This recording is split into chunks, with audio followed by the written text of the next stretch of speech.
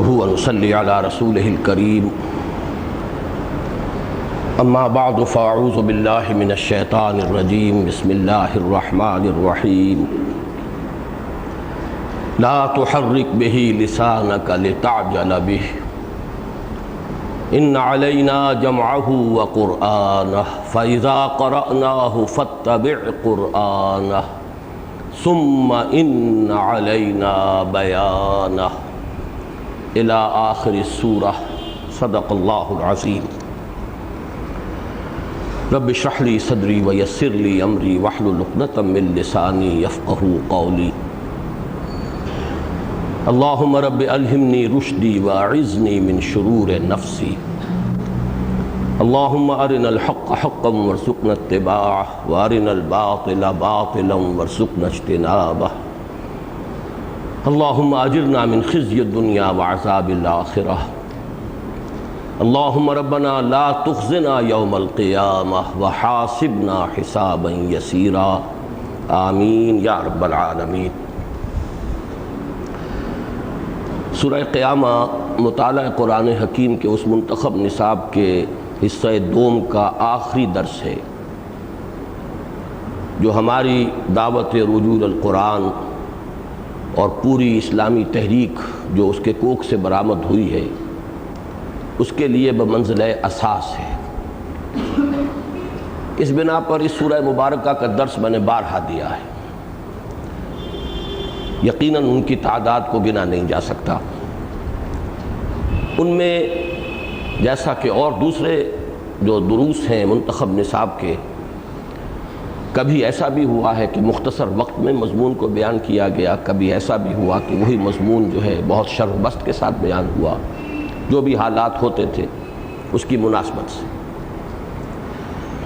مجھے آج یاد آ رہا تھا ایک تو واقعہ سن 51-52 کا، جماعت اسلامی کا حلقہ لاہور کا کوئی اجتماع تھا، لاہور سے باہر کوٹ رادھا کشن کے آس پاس۔ وہاں جمعے کی نماز مولانا امین حسن اصلاحی صاحب نے پڑھائی۔ خطبہ انہوں نے صرف جو مسنون خطبہ ہوتا ہے عربی کا وہی دیا، لیکن اس خطبے میں پہلے خطبے میں مکمل سورہ قیامہ پڑھی، اور چونکہ وہ خطبہ تھا کھڑے ہو کر پڑھ رہے تھے تو اس میں وہ خطابت کا انداز جو میں نے بارہا کہا ہے کہ قرآن کا اسلوب جو ہے خطابت کا ہے، تو وہ اسلوب جو ہے پورے طور پر وہ انداز جو ہے اس میں واضح ہوا، اس کا نقش میرے دل پر قائم ہوا اور آج تک مجھے وہ یاد ہے۔ اسی طرح مجھے یاد ہے پھر 16-17 سال بعد کی بات، سن 67-68 یا 69 میں جب میں تقریر کیا کرتا تھا خطاب جمعہ مسجد خضرہ سمن آباد میں، تو ایک میری پوری تقریر 1 گھنٹے سے کچھ زائد کی مکمل سورہ قیامہ میں نے اس میں بیان کیا، اور کھڑے ہو کر، وہ بھی ظاہر بات ہے تقریر ہوتی تھی، اس وقت ابھی آتش جوان تھا، اب تو میں بیٹھ کر تقریر کرتا ہوں مسجد دارالسلام میں۔ تو وہ جو میں نے ایک ہی تقریر میں 1.25 گھنٹے یا گھنٹے میں پوری سورہ قیامہ کو بیان کیا تھا، اس میں بھی وہی خطابت کا انداز تھا۔ اس کی حلاوت بھی مجھے آج تک یاد ہے، اور بہت سے میرے دوستوں نے بار بار اس کا تذکرہ کیا ہے۔ بہرحال اب یہ میں نہیں کہہ سکتا، شاید زندگی میں آخری مرتبہ میں سورہ مبارکہ کا یہ درس دے رہا ہوں، دوبارہ اس کی نوبت آتی ہے نہیں آتی۔ تقریباً 4.5 گھنٹے ہمارے صرف ہو چکے ہیں، میری کوشش یہ ہوگی کہ آج کے 1.5 گھنٹوں میں اس کی ہم تکمیل کر لیں۔ اس سورہ مبارکہ کے بارے میں عرض کر چکا ہوں کہ یہ قرآن مجید کی ان چند صورتوں میں سے ہے کہ جن کے ناموں کی بڑی واضح، گہری اور نمایاں مناسبت ان کے مضمون سے۔ اس سورہ مبارکہ کا عمود بالکل واضح ہے، اس کو 2 الفاظ میں بعث بعد الموت کا اثبات اور اس پر اعتراضات کا رد۔ اثبات ہے اس کا کہ مرنے کے بعد جی اٹھنا ہے، یہ اہم ترین حصہ ہے ایمان بالآخرہ کا۔ جی اٹھنا ہے، پھر جمع ہونا ہے، حشر ہے، حساب کتاب ہے، جزا و سزا ہے، وزن اعمال ہے، جنت ہے، دوزخ ہے، لیکن ظاہر بات ہے کہ اس کی سب سے اہم کڑی جو ہے وہ مرنے کے بعد جی اٹھنا ہے، بعث بعد الموت۔ یہ ہے تو آگے سب کچھ بات واضح ہو جاتی ہے بڑی آسانی سے، یہی اشکال ہے، سوئی یہیں اڑتی ہے۔ پھر اس پر جو اعتراضات ہوتے تھے ان کا رد، وہ بھی خاص طور پر ایسے لوگوں کے حوالے سے جو ایک ایسی ہستی کے منکر نہیں تھے کہ جس نے اس کائنات کو پیدا کیا، اور جو اس کی تخلیق میں بالکل تنہا، اس میں کوئی اس کا ساتھی نہیں۔ ورنہ انکار بعث بعد الموت ایسے لوگ بھی کر سکتے ہیں جو خدا ہی کو نہیں مانتے۔ اب ان سے گفتگو کسی اور انداز میں ہوگی، ان سے پہلے جو ہے اس بات باری تعالیٰ پر گفتگو ہوگی۔ قیامت کے بارے میں، بعث بعد الموت کے بارے میں گفتگو جو ہے وہ بالکل بے تکی ہوگی اگر ان سے کی جائے۔ یہاں اصل میں ان لوگوں سے خطاب ہے جو اللہ کو مانتے تھے، اسے خالق مانتے تھے، لیکن یہ ہے کہ بعث بعد الموت کے معاملے میں ان کی، وہی میں دوبارہ عامیانہ لفظ استعمال کر رہا ہوں، کہ سوئی اٹک جاتی تھی۔ یہ ہے اس سورہ مبارکہ کا عمود یا اس کا مضمون۔ اب اس میں آج جو خاص بات میں عرض کرنا چاہتا ہوں وہ یہ ہے کہ اس سورت کی 40 میں سے 36 آیات تو صرف اسی مضمون سے متعلق ہیں۔ البتہ درمیان میں 4 آیات آئی ہیں۔ یہ 4 آیات وہ ہیں جن پر کہ پچھلا ہمارا درس ختم ہوا تھا، اور آج مجھے مزید ان کے بارے میں کچھ عرض کرنا ہے، اس لیے کہ اگرچہ یہ کسی درجے میں اس صورت کے کانٹیکسٹ سے تو کچھ علیحدہ معلوم ہوتی ہیں، مضمون جدا ہے، خطاب حضور سے ہے، قرآن مجید کے بارے میں کچھ ہدایات حضور کو دی جا رہی ہیں، اس کا بعث بعد الموت سے کوئی تعلق نظر نہیں آ رہا، تو یہ گویا کہ علیحدہ سی نظر آتی ہیں۔ لیکن ایک بات جان لیجئے کہ اس سورت کا اہم ترین مضمون یہی ہے، یہ ضربہ سلام ہے اس سورہ مبارکہ۔ تو ایک تو کچھ پچھلی مرتبہ جیسے کہ عام طور پر ہوتا ہے درس کے اختتام کے جو لمحات ہوتے ہیں ان میں جسمانی تکان کے ساتھ کچھ اعصابی تکان بھی ہو جاتی ہے، تو کچھ زبان میری لڑکھڑائی ہے اور کچھ خلط مبحث بھی ہوا ہے آخری ان آیات کے بیان میں۔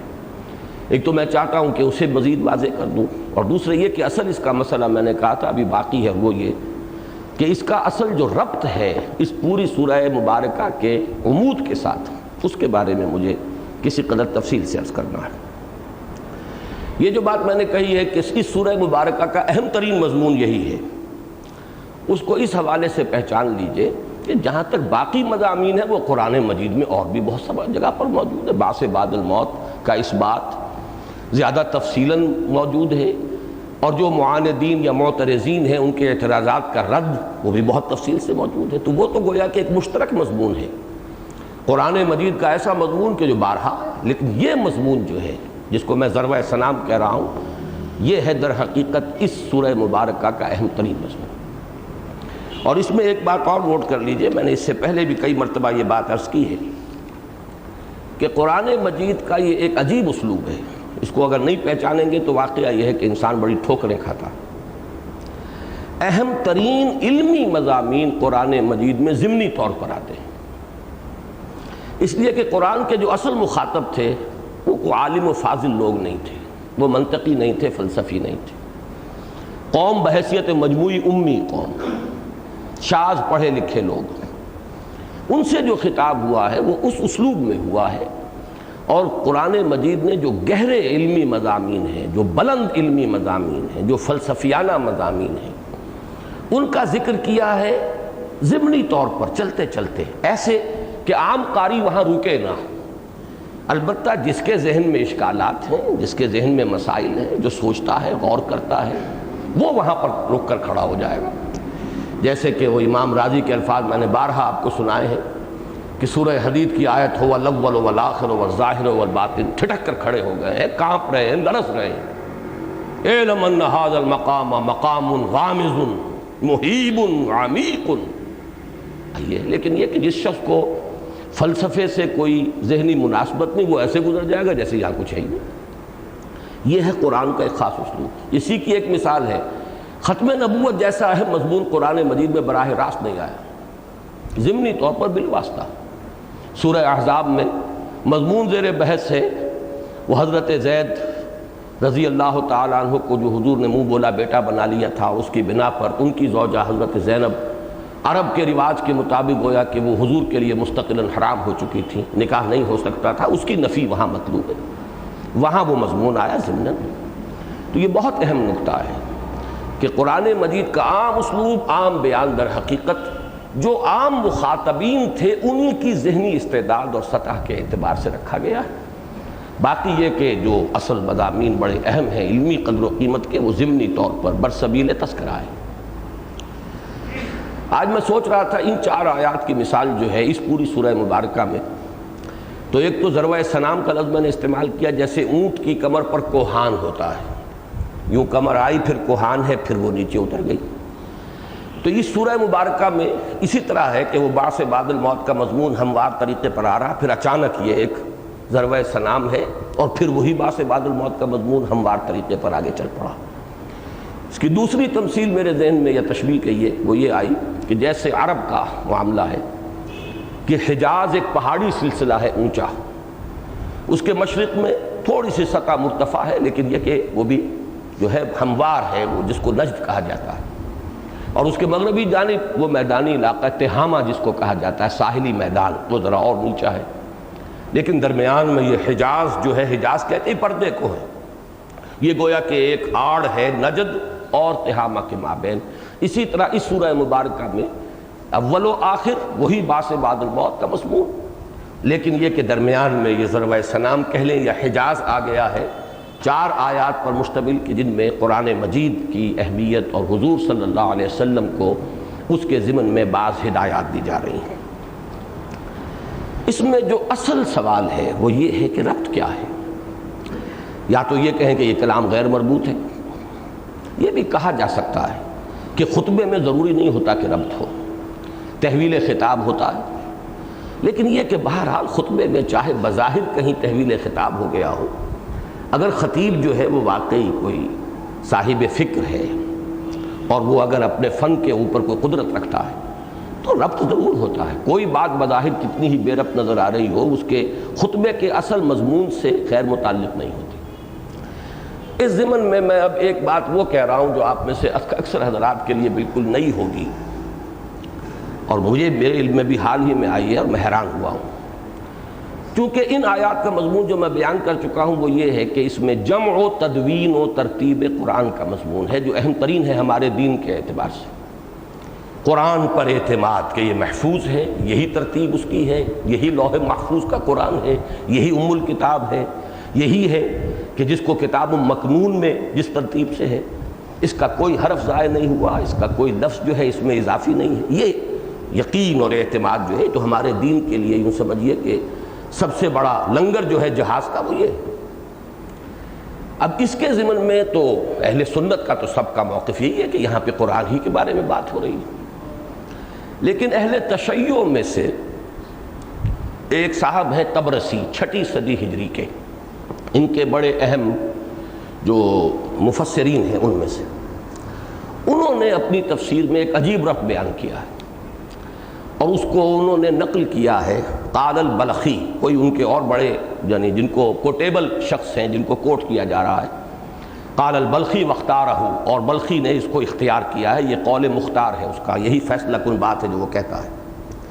وہ یہ ہے کہ در حقیقت اس میں قرآن زیر بحث ہے ہی نہیں، یہ تو اعمال نامہ قیامت کے دن جب لوگوں کو تھمایا جائے گا تو جو مجرمین ہیں وہ جلدی جلدی پڑھیں گے اس کو، وہ ندامت، خجالت، اور وہ جیسے کہ بلی جو ہے دیکھ کر کبوتر آنکھ بند کرتا ہے، وہ اعمال نامے کو فیس نہیں کر سکیں گے۔ جب کہا جائے گا اقرا کتابک، پڑھو اپنا اعمال نامہ، تو وہ تیزی کے ساتھ اس پر سے گزرنے کی کوشش کریں گے۔ تو اس کو کہا گیا ہے کہ رکو، اس کے ایک ایک لفظ کو اچھی طرح پڑھو، ہم اس کے تمام اجزاء کو جمع کر دیں گے، تمہارے لیے کوئی مفر نہیں ہے، بھاگنے کی کوئی جگہ نہیں ہے۔ مزید یہ کہ اگر کہیں تمہارے دل میں آئے کہ تمہیں کوئی حجت پیش کرنی ہے، عذر کرنا ہے، تو بھی مطمئن رہو کہ ثم ان علینا بیانا، ہم اس کی وضاحت بھی کر دیں گے، جو ہمارے پاس شہادتیں ہیں، گواہیاں ہیں تمہارے ان جرائم کے ضمن میں، وہ سب پیش کر دیں گے۔ اس اعتبار سے اب انہوں نے یہ کہا کہ اس سے پہلے بھی قیامت کا ذکر، اس کے بعد بھی قیامت کا ذکر، تو اصل میں جن لوگوں نے یہ سمجھا کہ یہاں پہ کوئی قرآن سے متعلق بات ہے وہ جہالت ہے ان کی، بقول ان کے۔ یہ تو در حقیقت جو اعمال نامے کے بارے میں کہا جائے گا اقرا کتابک کفی بنفسک اليوم علیک حسیبا، یہ در حقیقت اس کا ہے یہ نقشہ جو کھینچ دیا گیا۔ بہرحال اب یہ میں نے اس لیے عرض کر دیا ہے کہ آپ کے علم میں اضافہ ہو جائے، باقی اس کا بوداپن بالکل ظاہر ہے۔ البتہ یہاں میں ذرا ایک بات واضح کرنا چاہتا ہوں، شیعت اور اس کی پھیلائی ہوئی گمراہیوں سے جس درجے قد خود مجھے ہے وہ کوئی مخفی بات نہیں ہے۔ لیکن میں یہ محسوس کرتا ہوں کہ رد شیعیت میں ہمارے ہاں بعض حضرات بہت انتہا کو پہنچ گئے اور اس رد عمل کا شکار ہو کر وہ ایک دوسری انتہا پر جا پہنچے۔ اس کا ایک مظہر تو یہ سامنے آیا تھا، اور یہ تو سال ہر سال سے چلا آ رہا، جس پر میں نے اس سے پہلے اپنے کئی دروس میں، کئی تقریروں میں بڑی وضاحت کے ساتھ جو ہے اس کی میں نے نفی کی ہے، کہ اگر شیعوں نے بعض اکابر صحابہ پر طعن کیا، حملہ کیا، ان پر تنقید کی، ان کی نیتوں کو بھی زیر بحث لائے، حضرت عثمان، حضرت عمر، حضرت عمر بن العاص، حضرت امیر معاویہ، موسیٰ ابن اشعری رضی اللہ تعالی عنہم اجمعین، تو رد عمل میں ہمارے ہاں ایک طبقہ ایسا پیدا ہو گیا جس نے حضرت علی پر حملے شروع کر دیے، ان کی نیتوں پر فساد، حضرات حسنین کے اوپر حملے، خاص طور پر حضرت حسین کی نیت پر حملہ کہ وہ اقتدار کے خواہاں تھے اور حب جاہ ان میں تھی، معاذ اللہ۔ میں ہمیشہ یہ کہتا رہا ہوں کہ ہمارے لیے در حقیقت جو لوگ یہ کام کرتے ہیں وہ بھی شیعوں کا کام کر رہے ہیں، اس لیے کہ ہمارے لیے اصل دلیل شرف صحابیت۔ تو اگر حضرت عمر صحابی ہیں اور حضرت معاویہ صحابی ہیں تو کیا حضرت علی صحابی نہیں؟ حضرت علی تو حضور کی گود میں پلے ہیں۔ اگر حضرت علی کا بھی مزاج یہ ہے اور جو بچہ بچپن سے لے کر حضور کے ساتھ رہا ہو، اگر اس کی بھی تصحیح نیت نہیں ہو سکی اور خلوص و اخلاص پیدا نہیں کیا جا سکا تو آپ نے اپنی دلیل کو تو خود رد کر دیا۔ صحابیت تو اس کا مطلب یہ ہے کہ بالکل بے معنی ہو گئی۔ بہرحال اہل سنت کا یہ موقف نہیں، اہل سنت کا یہ موقف ہے کہ الصحابۃ کلہم عدول، ان کی کسی بات سے اختلاف کیا جا سکتا ہے، صحابہ معصوم نہیں ہے، خطا ہو سکتی ہے، خطا اجتہادی ہوگی اور وہ اجتہادی خطا بھی جانب خیر میں ہوگی، کسی معاملے میں اپنی امکانی حد تک خیر کو پہچاننے کی کوشش کریں گے، خطا ہو جائے گی، نشانہ چوک جائے گا، اختلاف کیا جا سکتا ہے، لیکن کسی بھی صحابی کی نیت پر حملہ در حقیقت یہ بالکل وہی بات ہے کہ رسولوں میں سے ایک رسول کا انکار تمام رسولوں کا انکار ہے۔ صحابی کی نیت پر حملہ در حقیقت شرف صحابیت کی نفی ہے، اور وہ پھر عام ہو جائے گا۔ دوسرا رد عمل میں آج حال ہی میں دیکھ رہا ہوں اپنے بعض رفقا میں کہ شیعیت کی چڑ میں جو بات بھی شیعوں کی طرف سے آئی ہو گویا کہ اسے وہ اٹھا کر پھینکنے کو تیار ہے، حالانکہ اس میں ہمیں تحقیق، تفتیش، اس کا دامن ہاتھ سے نہیں چھوڑنا چاہیے، ہمیں دیکھنا چاہیے کیا بات کہہ رہے ہیں، اور عدل کی بات سے کبھی ہٹنا نہیں چاہیے۔ میں خاص طور پر آج اس لیے اس کا حوالہ دے رہا ہوں کہ مجھے خوشی ہوئی کہ مولانا حمید الدین فراہی رحمۃ اللہ علیہ نے خود اہل تشیع کے بعض اکابر کے قول نقل کی اپنی تفسیر سورہ قیامہ میں، اور ان میں سے سید مرتضیٰ، شیخ الطائفہ محمد بن حسن طوسی، ابو علی تبری صاحب مجمع البیان، محمد بن علی بابویہ قمی وغیرہ ہم بڑے اہم لوگ ہیں جن کی یہ شہادت نقل کی ہے کہ وہ یہ کہتے ہیں کہ ہم اس قرآن کو محفوظ مانتے ہیں، اسی کو قرآن مانتے ہیں، یہی قرآن ہے، ما بین الدفتین یہی صحیح ہے، ہم پر یہ الزام بالکل غلط ہے کہ ہم اسے غیر محفوظ یا اس میں کسی کمی بیشی کے قائل ہیں۔ یہ بات ایک طرف، دوسری طرف یہ کہ آج عام بات جو شیعوں کی پھیلی ہوئی ہے آج کے ماحول میں وہ واقعتاً بالکل مختلف ہے، حالانکہ اور یہ کہ چھٹی صدی ہجری کا تبرسی بھی چاہے اس نے یہ بات نہ کہی ہو، لیکن یہ کہ اس نے اس مضمون کو اس کے اپنے اصل عمود سے ہٹا کر اس کے لیے مواد تو فراہم کر دیا۔ اب اس فینومینن کو سمجھیے، اصل میں نہیں سمجھیں گے تو بڑی ٹھوکریں کھائیں گے۔ وہ یہ ہے کہ شیعیت بھی جیسی کچھ آج نظر آ رہی ہے وہ ہمیشہ سے یہی کچھ نہیں تھی۔ ابتداء میں جس کو شیعیت کہا گیا یا جس کو، بلکہ لفظ شیعہ تو دو طرف تھا، شیعان علی، شیعان عثمان، یہ ایک سیاسی سا اختلاف تھا۔ کوئی لوگ سمجھتے تھے کہ جو حضرت عثمان کے قصاص کا دعویٰ لے کر کھڑے ہوئے ہیں امیر معاویہ اور حضرت عمر بن العاص رضی اللہ تعالی عنہما، وہ حق پر ہیں، وہ شیعان عثمان کہلائے۔ کچھ کی رائے تھی کہ نہیں، حضرت علی حق پر ہیں، وہ شیعان علی کہلائے۔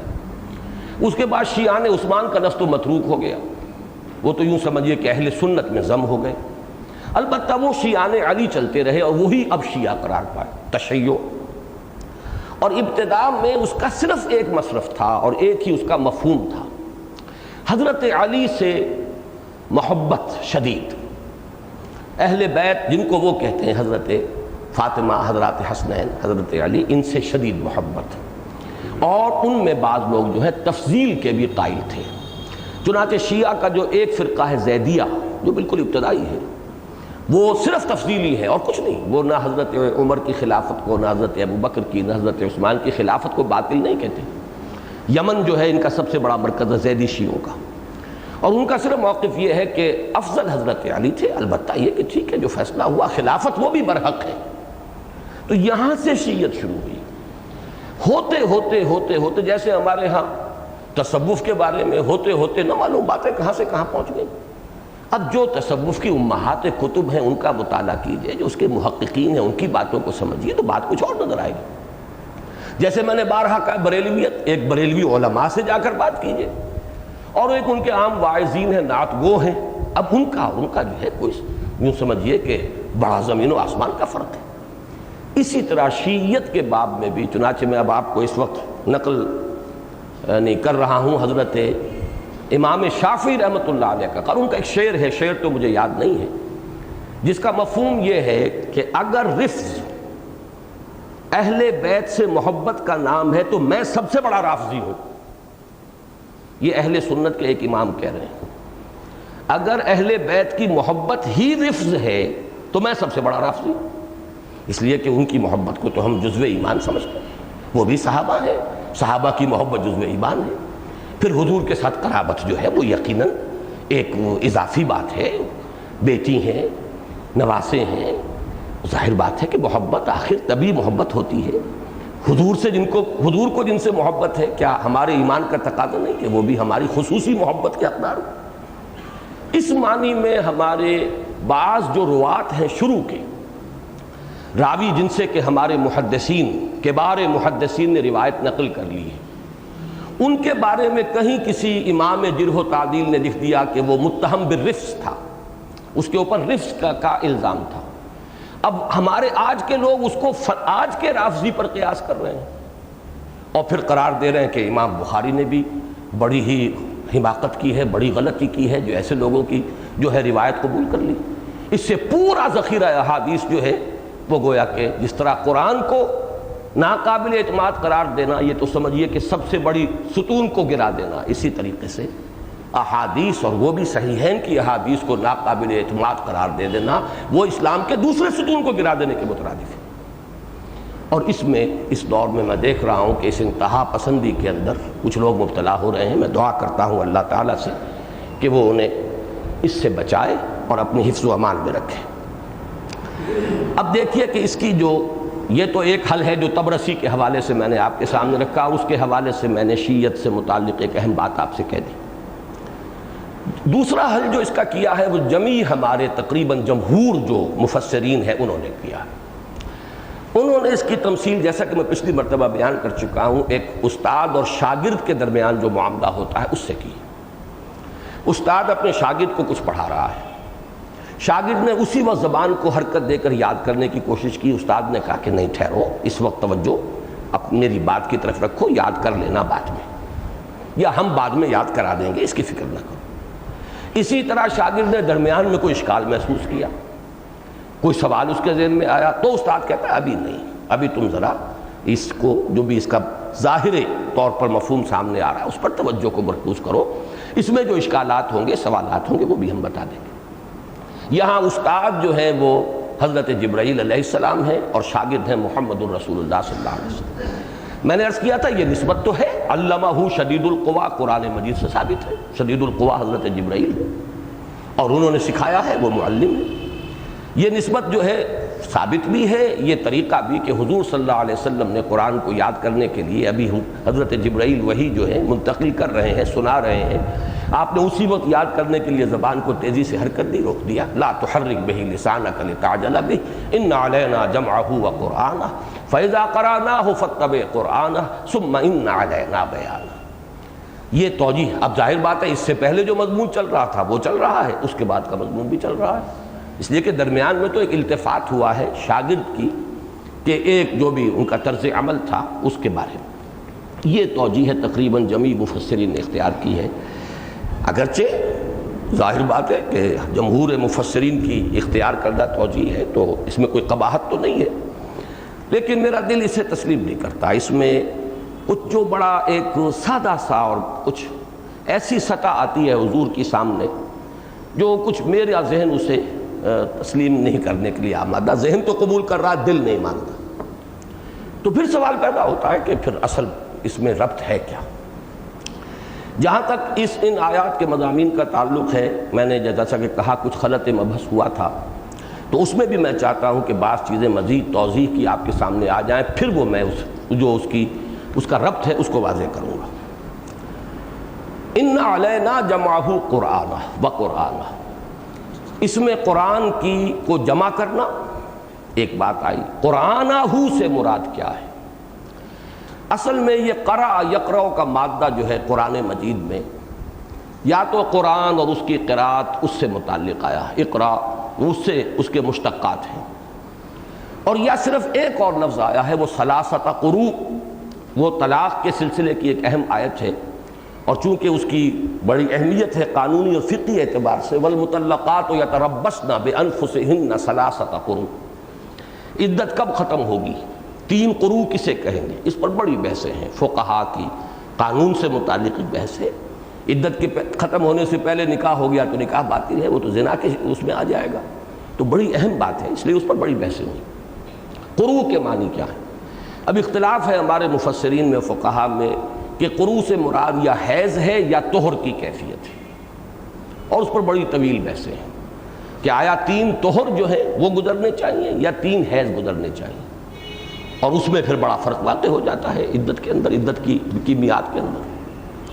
اس میں میں اب تفصیل میں نہیں جانا چاہتا، اس میں جو حضرت عائشہ صدیق کا رضی اللہ تعالیٰ عنہ کا ایک قول ہے، وہ یہ ہے کہ اس سے مراد ہے طہر، اطہار، القرء الاطہار، اور امام شافعی نے اس کی ایک توجیہ بھی کی ہے، اور اس کو ان کی طرف جو ہے تفویض کیا معاملے کو، کہ ظاہر بات ہے کہ وہ بھی خاتون ہیں اور خواتین اپنے معاملات سے زیادہ واقف ہیں، لہذا انہوں نے وہ قول جو ہے امام شافعی نے قبول کیا ہے۔ اس کی ایک جو وجہ دی ہے امام رازی نے، وہ بڑی پیاری ہے، کہ یہ قرأ کا مادہ آتا ہے جمع ہی کرنے کے لیے، تہ بر تہ یا اجزاء کو جوڑتے چلے جانا، یہ قرأ کا اصل مفہوم ہے۔ اور چونکہ طہر کی حالت میں رحم کے اندر خون جمع ہوتا ہے تھوڑا تھوڑا تھوڑا تھوڑا، اور پھر حیض کی حالت میں تو اب اس کا اخراج ہے، تو قرأ کا لفظ جو ہے وہ طہر پر آئے گا۔ بہرحال میں اس ساری بحث سے اس وقت جو چیز آپ کے سامنے لانا چاہتا ہوں کہ اس سے مراد ہے جمع، اجزاء کو جوڑ دینا، مختلف چیزوں کو جمع کرنا، تہ بر تہ کر دینا۔ اب اگر اس معنی میں لیا جائے قرآن کے لفظ کو، اور اسی معنی میں لیا ہے اکثر لوگوں نے، تو اب اس کا مفہوم کیا ہوگا؟ یا تو تکرار ہوگا ان علینا جمعہ و قرآن، لہذا یہاں جب واو آیا ہے یا تو اس کو واو تفسیری مانا جائے، لیکن یہ کہ میرے نزدیک بھی اور جمہور کے نزدیک بھی واو عطف ہے۔ قرآن سے مراد در حقیقت اس کی تدوین اور ترتیب ہے، اس لیے کہ یہ 2 کام بالکل علیحدہ ہیں۔ جمع کر لینا، جیسے 1000 آدمی ہیں جمع ہو گئے، جمع ہیں، سب کے سب موجود ہیں، کوئی نہیں رہا، باہر جمع ہو گئے۔ ایک ہے ان میں ترتیب قائم کرنا، جیسے کہ ایک دربار ہوتا ہے، بادشاہ کے بالکل برابر 50,000 منصبدار بیٹھے ہیں، پھر 30,000 منصبدار ہیں، 20,000 منصبدار، ایک ترتیب قائم ہوئی ہے۔ تو جمع و ترتیب یا جمع و تدوین یہ 2 چیزیں ہیں بالکل جدا، اور قرآن میں جس چیز کو رفتہ رفتہ تھوڑا تھوڑا کر کے جمع کرنا ہے، اس کے اجزاء ظاہر باتیں جوڑنے ہوں گے، لہذا یہ بات میں نے پچھلی مرتبہ بھی عرض کی تھی، اب بھی سمجھ لیجئے کہ یہاں پر قرآن سے مراد ہے قرآن کی ترتیب اور تدوین۔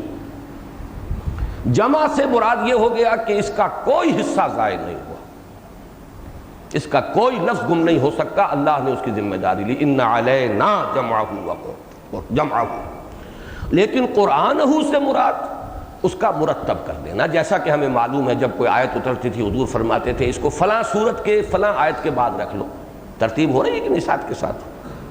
تو جیسے جیسے اتر رہا ہے ترتیب نزولی اور ہے اور ترتیب مصحف اور ہے، حضور ساتھ کے ساتھ بتا دیتے اس سورت کو فلاں سورت کے بعد، اس سورت کو فلاں سورت کے بعد، اس آیت کو فلاں سورت کی فلاں آیت کے بعد، یہ ہے قرآنہ، ان علینا جمعہ و قرآنہ۔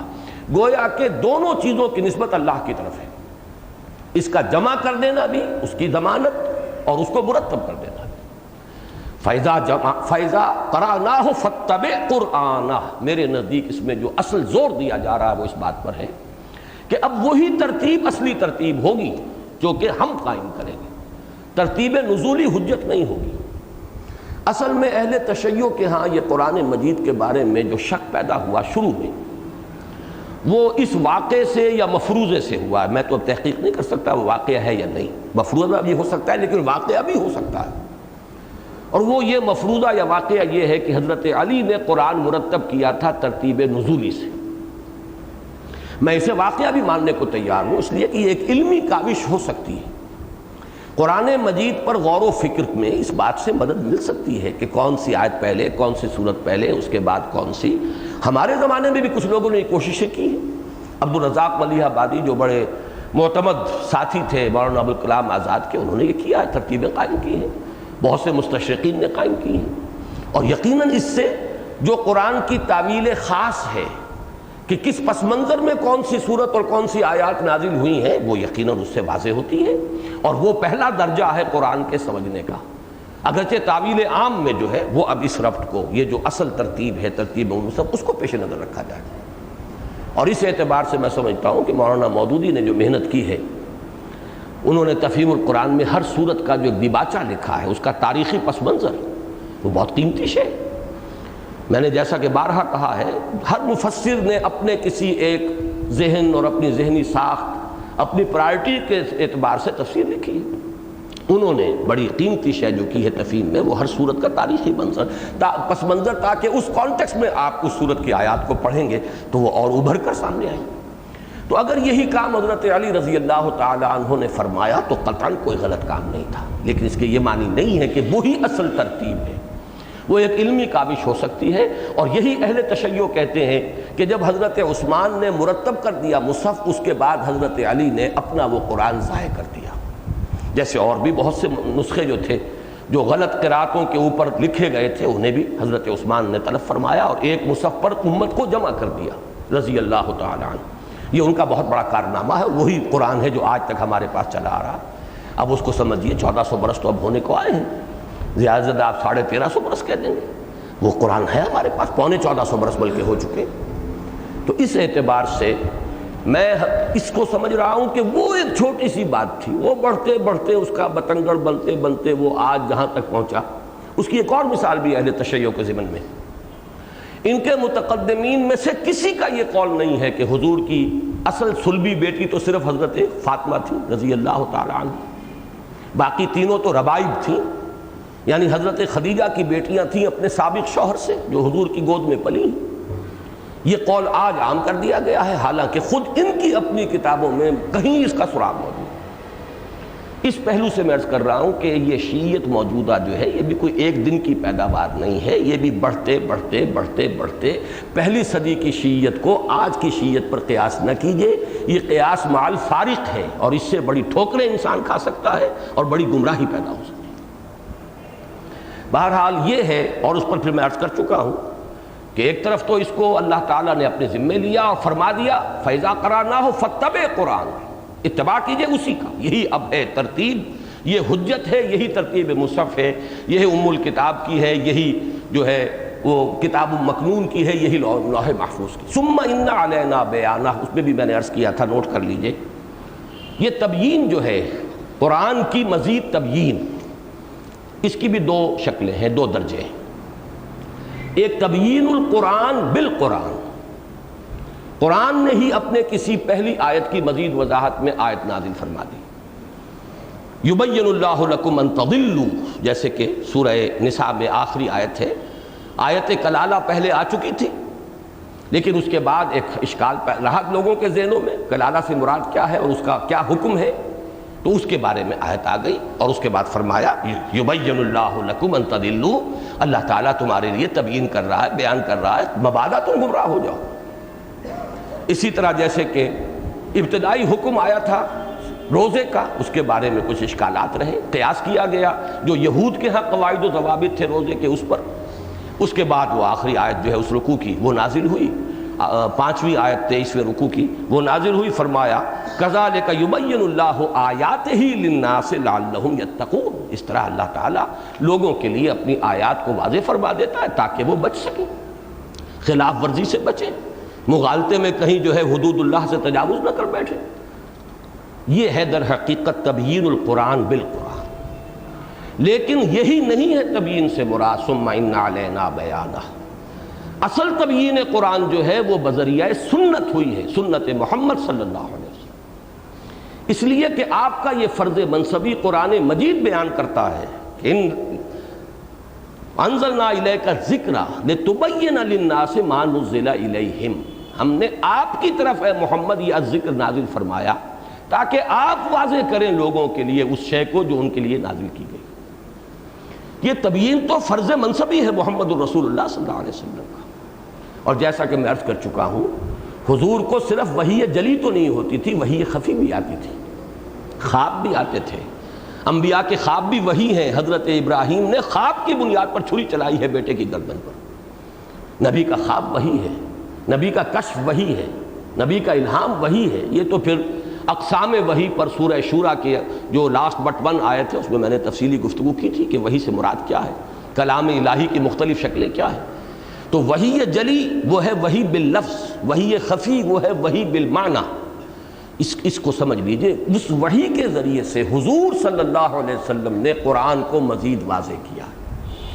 یہ سنت رسول جو ہے صلی اللہ علیہ وسلم، یہ آپ کے اقوال کی شکل میں، آپ کے افعال کی شکل میں، آپ کی تقریر کی شکل میں، کہ اگر کوئی کام آپ کے سامنے ہوا آپ نے اس کو رد نہیں کیا، منع نہیں فرمایا، گویا کہ امپلائڈ سینکشن ہو گئی کہ حضور کی طرف سے اس کو سند حاصل ہے کہ حضور کے سامنے کام ہوا آپ نے نہیں روکا۔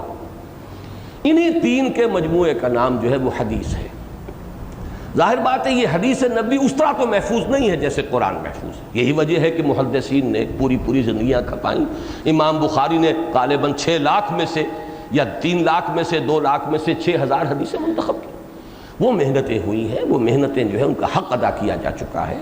اس میں یہ کہ کسی جگہ پر امام ابن حجر اسقلانی جو سب سے بڑے شارح ہیں اور امام بخاری کے یعنی یوں سمجھیے کہ بہت ماننے والے، انہوں نے بھی بعض روایات کے اوپر کلام کیا، یہ ایک علیحدہ بحث، علمی بحث ہوگی، لیکن یہ کہ اس کلام کے اندر کہیں ایسا نہ ہو جائے کہ جس کے بارے میں بھی متقدمین نے لکھ دیا کہ فلاں راوی جو ہے وہ اس پر جو ہے یہ تہمت یا الزام لگایا گیا کہ وہ رافضی تھا تو اس کی ساری حدیثیں جو ہیں وہ ساقط ہو گئیں، اس لیے کہ پہلی صدی کا رفظ یا دوسری صدی کا رفظ جو ہے اسے آج کے رفظ پر قیاس نہ کیجیے۔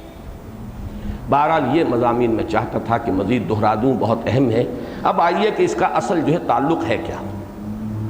میرے نزدیک اصل تعلق جو ہے وہ قائم ہو رہا ہے لِتَعْجَلَ بِهِ اور کَلَّا بَلْ تُحِبُّونَ الْعَاجِلَةَ۔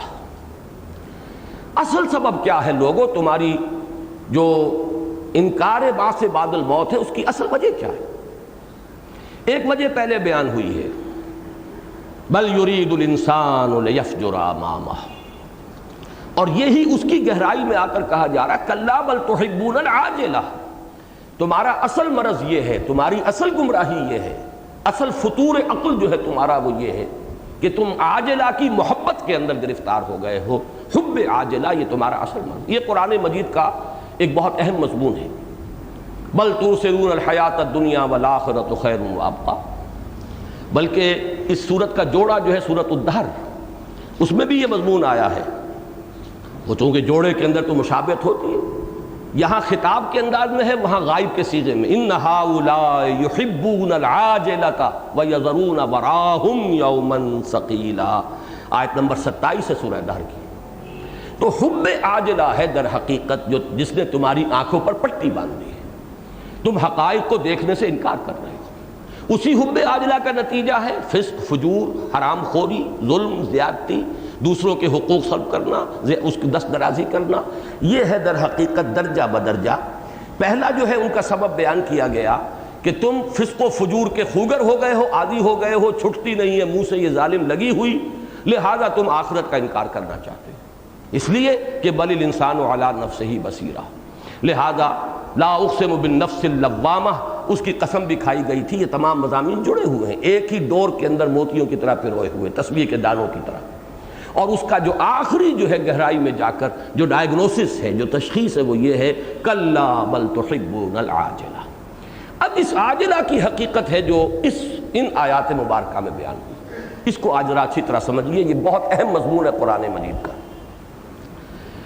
میں اس سے پہلے بیان کر چکا ہوں، یہ قرآن مجید کی نفسیات اور حقیقت انسان کا اہم موضوع ہے۔ ازروع قرآن انسانی وجود دو حصوں پر مشتمل ہے، ایک اس کا جسم ہے، حیوانی وجود ہے، مادی وجود ہے، ایک وہ روح ہے، روح ملکوتی کہیں، روح ربانی کہیں، وہ روحانی وجود ہے۔ انسان کا شرف اشرف المخلوقات ہونا، بلند ہونا، فی احسن تقویم اس کی تخلیق، وہ اس کے اعتبار سے ہے۔ جہاں تک وجود حیوانی کا تعلق ہے، قرآن اس کے متعدد پہلو جو ہیں کمی کے اور نقص کے اور تقصیر کے بیان کرتا ہے۔ مثلا خلق الانسان ضعیفا، انسان کمزور پیدا کیا گیا۔ اب بظاہر تضاد آ گیا، لقد خلقنا الانسان فی احسن تقویم، ایک طرف احسن تقویم کہا جا رہا ہے، ایک طرف خلق الانسان ضعیفا۔ جو لوگ نہیں مانتے انسانی وجود کے دو حصوں کو، وہ کوئی توجہ نہیں کر سکتے اس کی، یا یہ ہے کہ وہ آنکھیں بند کر کے گزر جائیں گے اور کوئی اس کی طرف جو ہے اس کی طرف کوئی التفات نہیں کریں گے۔ ظاہر بات ہے کہ وہ میری توجہ جو ہے وہ بالکل مکمل تشفی بخش ہے۔ اپنی خلقت کے اعتبار سے، اپنے مادی وجود، حیوانی وجود کے اعتبار سے انسان میں ضعف کے پہلو ہیں۔ اس کی بلندی، اس کی رفعت شان، وہ تو ہے اس روح ملکوتی کے اعتبار سے۔ فرمایا گیا فَإِذَا سَوَّيْتُهُ وَنَفَخْتُ فِيهِ مِن رُوحِي فَقَعُوا لَهُ سَاجِدِينَ۔ اور دو جگہ مضمون آیا، جب میں اس کی تخلیق اور تسویہ مکمل کر لوں اور اس میں اپنی روح میں سے پھونک دوں، تب گر پڑنا اس کے سامنے سجدے۔ تو اصل شرف تو اس کی بنا پر۔ اب یہ جو خلق الانسان ضعیفہ ہے، انسان کی، جیسے کہا گیا انسان کے دل میں مال کی محبت ہے۔ زُيِّنَ لِلنَّاسِ حُبُّ الشَّهَوَاتِ مِنَ النِّسَاءِ وَالْبَنِينَ وَالْقَنَاطِيرِ الْمُقَنطَرَةِ، یہ بھی اس کا وہ خلقی پہلو ہے، اس کا حیوانی وجود، اینیمل انسٹنکٹس۔ اسی میں سے ایک اہم کمزوری جو انسان میں ہے، اب اس کو فطری کا لفظ استعمال نہ کیجیے گا، یہاں پہ لفظ آئے گا طبعی کمزوری۔ طبعی کمزوری، فطرت کو تو ہم لے کر جائیں گے اس روح کی طرف۔ فطرت انسانی جو ہے کل مولود یولد علی الفطرہ، وہ روح کے اعتبار سے، لیکن یہ کہ یہ حیوانی وجود کے اعتبار سے ہم اسے طبع کہیں گے، طبعیت۔ تو طبعی جو اس کے اندر کمزوریاں ہیں، ان میں سے ایک بڑی کمزوری ہے خلق الانسان من عجل۔ انسان بنایا ہی گیا ہے عجلت سے، یعنی عجلت اس کی اس طبعیت کے اندر موجود ہے، جلد باز ہے انسان۔ اسی کو فرمایا کان الانسان عجولا، پہلی آیت سورہ انبیاء کی ہے خلق الانسان من عجل، دوسری سورہ بنی اسرائیل میں وکان الانسان عجولا، انسان تو ہے ہی جلد باز۔ یہ جو عجلت ہے انسان کے اندر، جو انسان کی طبعی کمزوری ہے، ظاہر بات ہے کہ انبیاء بھی انسان ہیں، طبعی اعتبار سے یہ کمزوری ان میں بھی ہے۔ البتہ انبیاء کرام کی کمزوریاں یا یہ عجلت پسندی خیر کی جانب ہوگی، شر کی طرف نہیں ہوگی۔ یہ فرق ہے عام انسان میں اور انبیاء کرام میں۔ کسی نیکی کے کام میں جلدی کرنا، نیکی کے کام میں جلدی کرنا بھی غلط نتائج پیدا کر دے گا، سہج پکے سو میٹھا ہو، رفتہ رفتہ تدریجاً۔ یہی وجہ ہے کہ حضور کو روکا گیا وَلَا تَعْجَلْ بِالْقُرْآنِ مِن قَبْلِ أَن يُقْضَىٰ إِلَيْكَ وَحْيُهُ۔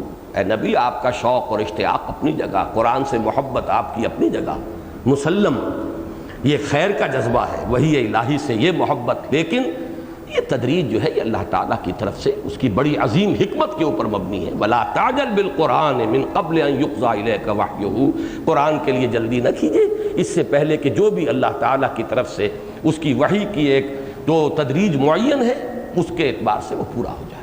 وَقُلْ رَبِّ زِدْنِي عِلْمًا، ہاں یہ کہتے رہیے کہ اے رب میرے علم میں اضافہ فرما، پروردگار میرے علم میں اضافہ فرما۔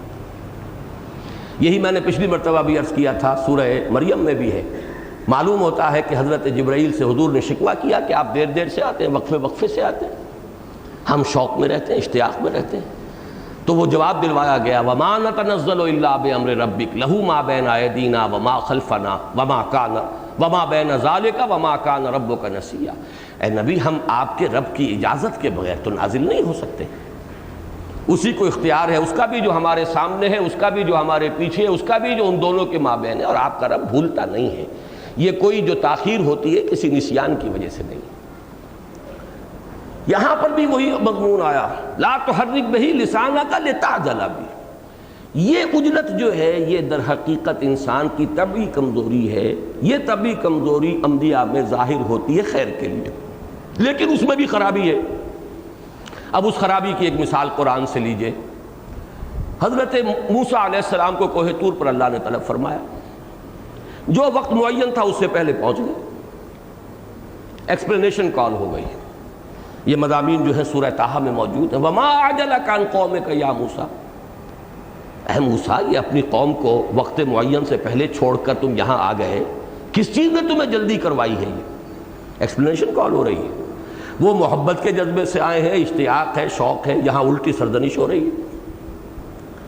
تو معذرت کیا کی؟ ہم اولئک علی اثری وعجلت الیک رب لترضی، پروردگار وہ بھی پیچھے پیچھے چلے آ رہے ہیں، کچھ زیادہ پیچھے نہیں ہیں، اور میں تو جلدی کر کے آیا ہوں تاکہ تو راضی ہو جائے۔ تو میرا شوق دیکھ، میرا اشتیاق دیکھ، بجائے اس کے کہ میری محبت کی قدر ہو، کہ تجھ سے مخاطب ہونے کی جو میرے اندر وہ ہے طلب ہے، اس کے لیے جو تڑپ ہے اس کی قدر کی جائے، الٹا میرے مجھ سے ایکسپلینیشن کال ہو رہی ہے۔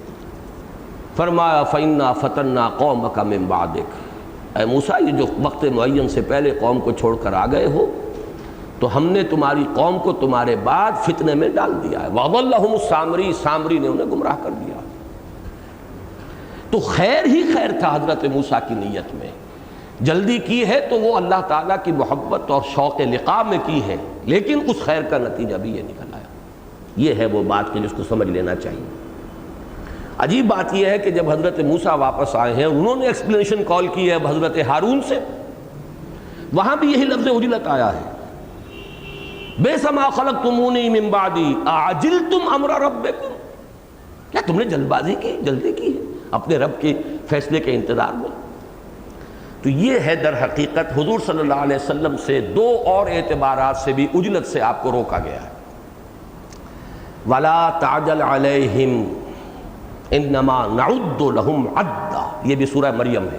یہ مضامین سورہ مریم، سورہ طٰہٰ آپ کو معلوم ہے ساتھ ساتھ ہیں، یہ ان کے اہم مضامین میں سے اس جوڑے کے اندر۔ تو فرمایا وَلَا تَعْجَلْ عَلَيْهِمْ، اے نبی آپ ان کے بارے میں ان پر جلدی نہ کیجئے، یعنی ان کے بارے میں عذاب کے لیے آپ کے دل میں یہ خیال پیدا نہ ہو کہ جلدی قصہ پاک کر دیا جائے۔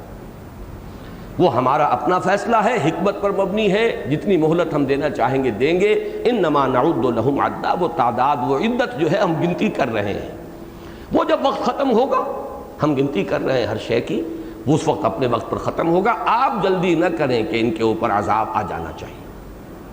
اور یہی سورہ احقاف میں آیا فاصبر کما صبر اولو العزم من الرسل ولا تستعجل لهم، اے نبی صبر کیجئے جیسے کہ ہمارے اولو العزم پیغمبروں نے صبر کیا، اور ان کے لیے جلدی نہ کیجئے، یعنی ان پر عذاب یا ان کے حساب کو چکا دینے کا معاملہ جو ہے وہ تو جلدی مچاتے ہی ہیں کہ ربنا عجل لنا قطنا قبل یوم الحساب، وہ تو عذاب کی جلدی مچاتے ہیں، لیکن آپ کے دل میں یہ خیال نہ آئے کہ ہمارا اپنا ایک معین نظام ہے، ہماری اپنی سنت ہے، کتنی مہلت ہم دیتے ہیں، کتنی ان کو دیں گے، یہ ہمارا فیصلہ ہے، آپ کا کام یہ ہے کہ آپ دعوت و تبلیغ کے اپنے عمل کو جاری رکھیے۔ یہ ہے وہ عجلت، یہ انسان کی طبعی کمزوری ہے۔ یہ طبعی کمزوری انبیاء کے معاملے میں خیر کے ضمن میں ظاہر ہو رہی ہے۔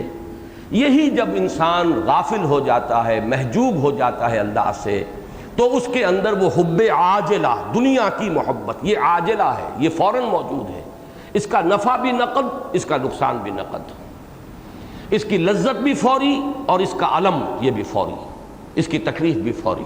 لہذا انسان جب اس کی زلف گرہ گیر کا اسیر ہو جاتا ہے، جب اسی کا وہ عاشق بن کر رہ جاتا ہے، جب کہ دنیا اس کا مطلوب و مقصود بن جاتی ہے، تب اس کی آنکھوں پر پٹیاں بن جاتی ہیں، کانوں پر مہر لگ جاتی ہے، دل پر مہر لگ جاتی ہے، آنکھوں پر پردے آ جاتے ہیں، پھر کوئی انذار، کوئی تذکیر اس کے حق میں مفید نہیں ہوتی۔ یہ ہے حب عاجلہ، لیکن اس حب عاجلہ کا ڈور کا سرا ملایا ہے کہ یہ در حقیقت وہ بنیاد اس کی ہے انسان کی طبعی کمزوری، یعنی عجلت پسندی۔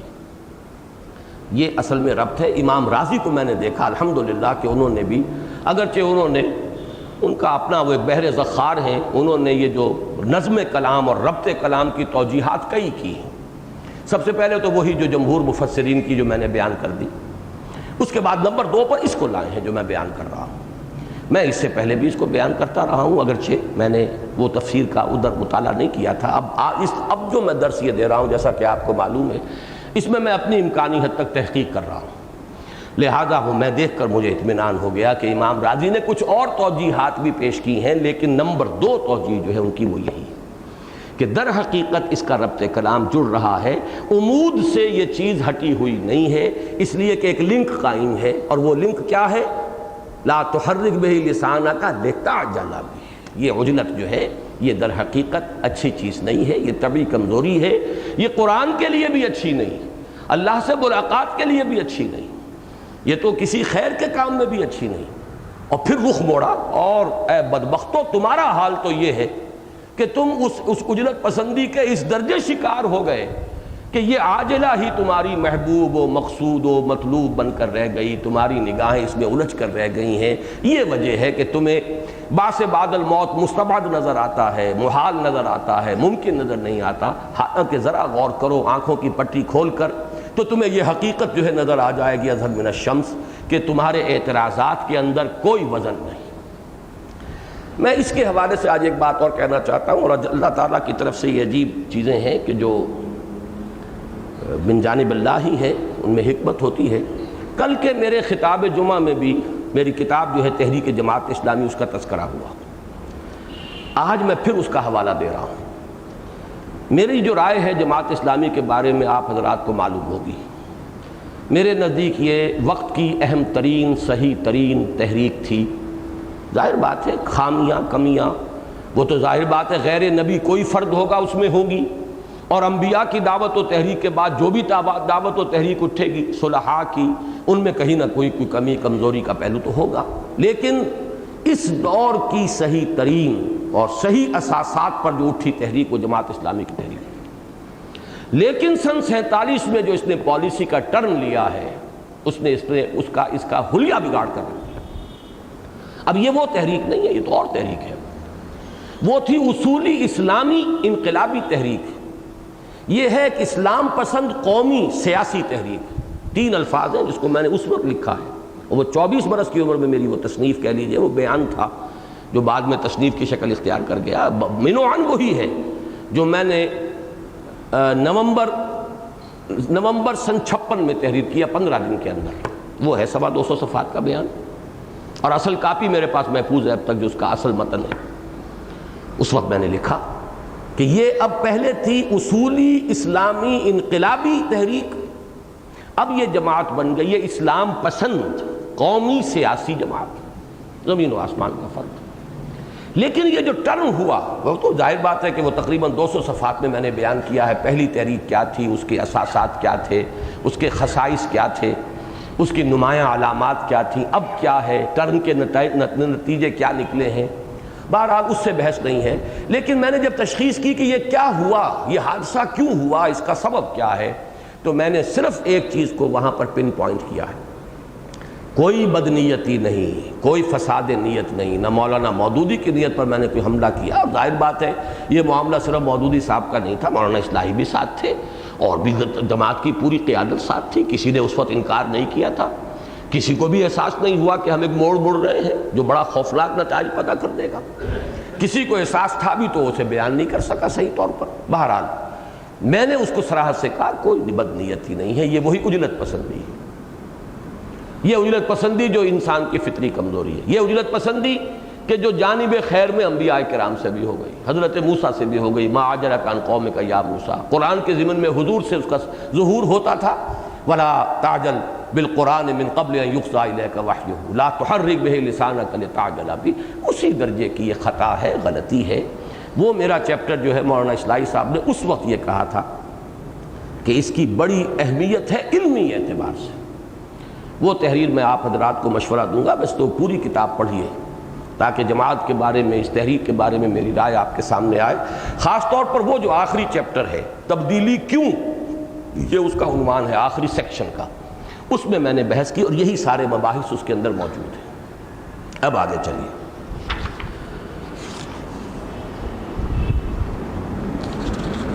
لا تحرک بہ لسانک لتعجل بہ ان علینا جمعہ وقرآنہ فاذا قرأناہ فاتبع قرآنہ ثم ان علینا بیانہ کلا بل تحبون العاجلہ۔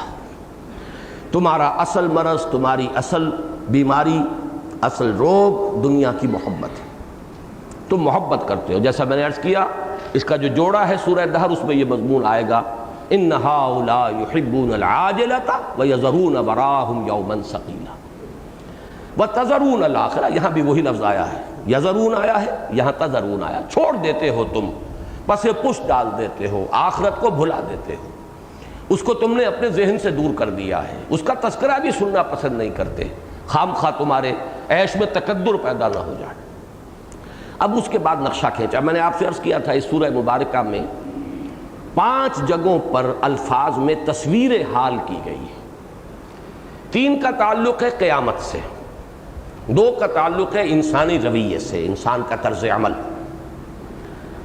اب یہ نقشہ کھینچا جا رہا ہے میدان حشر کا، یہ قیامت، یوم یقوم الناس لرب العالمین، جبکہ لوگ کھڑے ہوں گے دربار خداوندی میں سامنے۔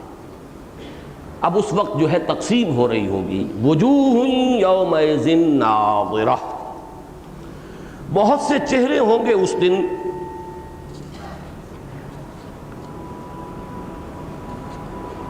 بہت سے چہرے ہوں گے اس دن بہت تر و تازہ، الی ربہا ناظرہ، اپنے رب کی طرف دیکھتے ہوئے، ووجوہ یومئذ باسرہ، اور بہت سے چہرے ہوں گے اس دن سوکھے ہوئے، اترے ہوئے، اداس، تظن ان یفعل بہا فاقرہ، اور وہ یہ گمان کر رہے ہوں گے، انہیں یقین ہو گیا ہوگا کہ اب ان کے ساتھ وہ سلوک کیا جائے گا جو ان کی ریڑھ کی ہڈی کو توڑ کر رکھ دے، کمر توڑ دینے والا سو۔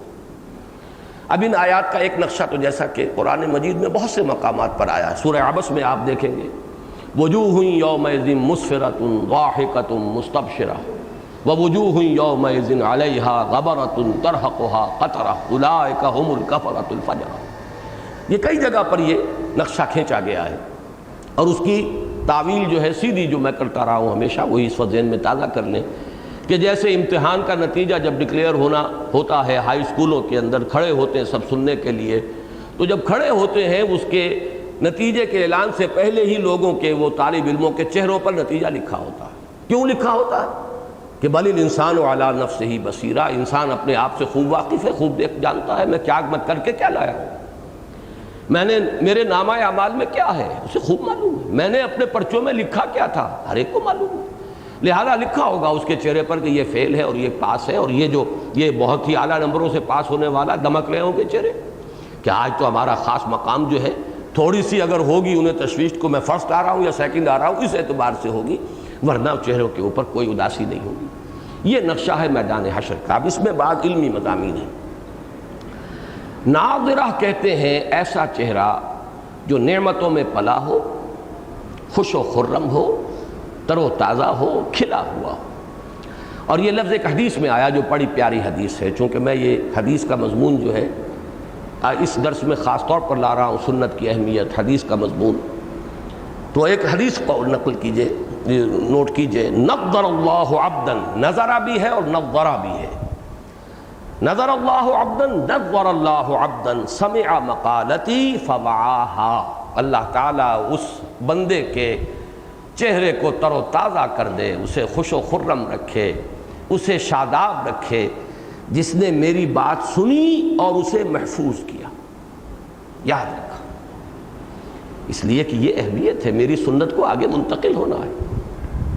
ابتدا میں یقیناً احتیاط کی گئی، لکھو مت سوائے قرآن کے، تاکہ گڑبڑ نہ ہو جائے کہیں قرآن اور حدیث، لیکن یہ ہے کہ اس کو یاد رکھنا، اس لیے کہ سنت رسول تو آگے منتقل ہوگی اسی حوالے سے۔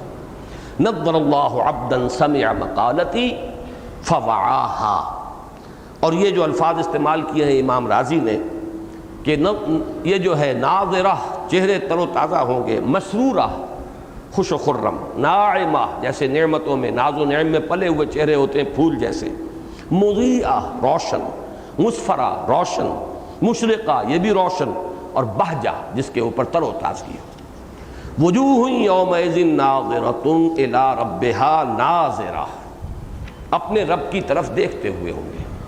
یہ مسئلہ بھی ہمارے ہاں کے بڑے اختلافی مسائل میں سے ہے، اس لیے کہ جو ذرا ریشنلسٹ قسم کے لوگ ہیں، جو معتزلہ قدیمہ تھے اور آج کے معتزلہ جدیدہ ہیں، وہ اس کا انکار کرتے ہیں کہ میدان حشر میں اہل ایمان اللہ کو دیکھیں گے، اس کا انکار کرتے ہیں۔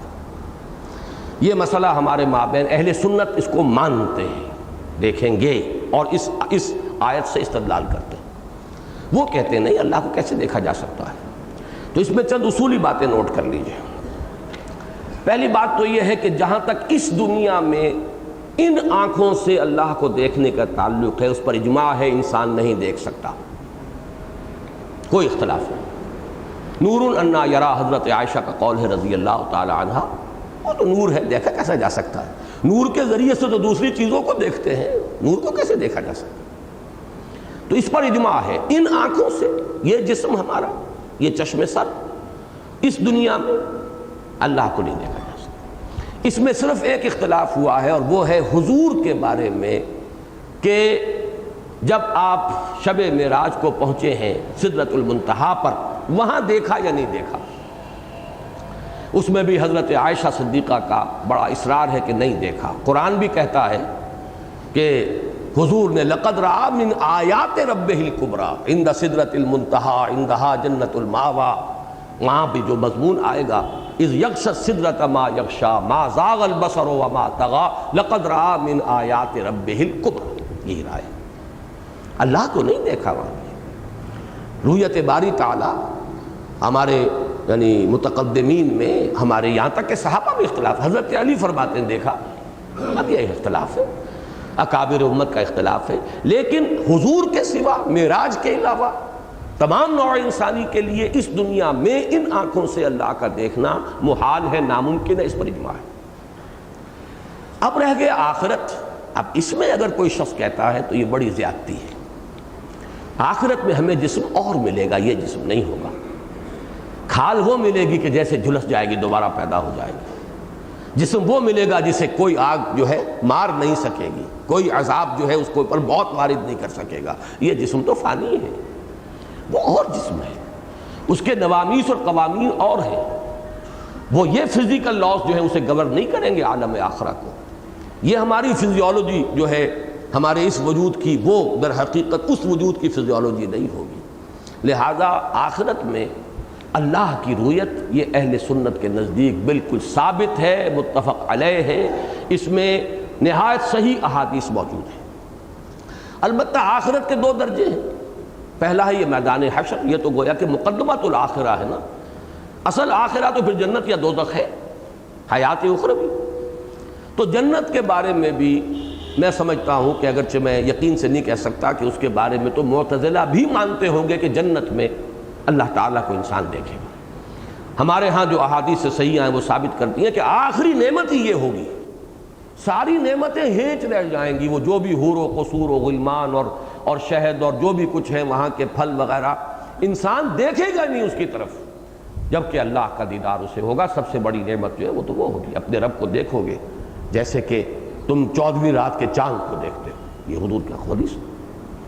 میدان حشر میں بھی مولانا اصلاحی صاحب بھی چونکہ ریشنلسٹ ہیں، عقلیت پر کی طرف ان کا ذرا زیادہ رجحان ہے، انہوں نے بڑے جزم کے ساتھ لکھا ہے کہ نہیں، اس کے معنی ہے انتظار، وہ اپنی رب کی رحمت کے منتظر ہوں گے۔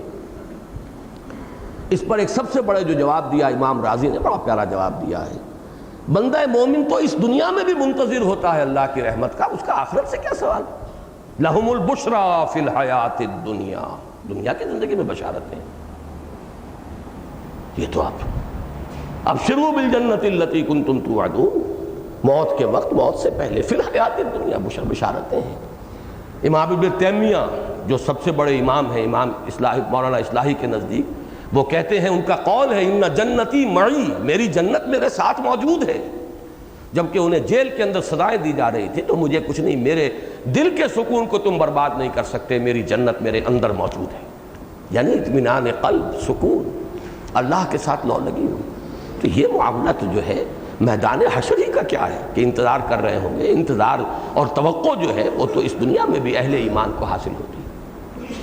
ویسے میں حیران ہوا کہ امام راضی نے بھی حوالہ نہیں دیا، لیکن میرے سامنے تو قرآن مجید سے جو دلیل قطعی ہے وہ سورہ مطففین کی آیت ہے. کافروں کو کہا گیا ہے کلا انہم عن ربہم یومئذ لمحجوبون ثم انہم لصال الجحیم. یہ ثم یہ آتا ہے بعد کے لیے، تراخی کے لیے. جہنم میں جانے سے پہلے بھی میدان حشر میں یہ کفار جو ہیں یہ اپنے رب سے محجوب رہیں گے. یہ گویا کہ ان کے اوپر سب سے پہلی سزا جو آ رہی ہے، سب سے بڑی محرومی یہ ہے کلا انہم عن ربہم یومئذ لمحجوبون ثم انہم لصال الجحیم. پھر وہ عذاب آئے گا دوسرا، پھر جہنم میں جھونک دیے جائیں گے. اس کا تقابل کیجئے تو اہل حق جو ہے، اہل ایمان، ان کے لیے گویا کہ یہ نعمت جو ہے خود میدان حشر میں ثابت ہوگی. مولانا اصلاحی صاحب نے یہ تو مانا ہے کہ جب نظرہ کے بعد الا آتا ہے تو اس کے دونوں معنی ہوتے ہیں، انتظار کرنا بھی اور دیکھنا بھی.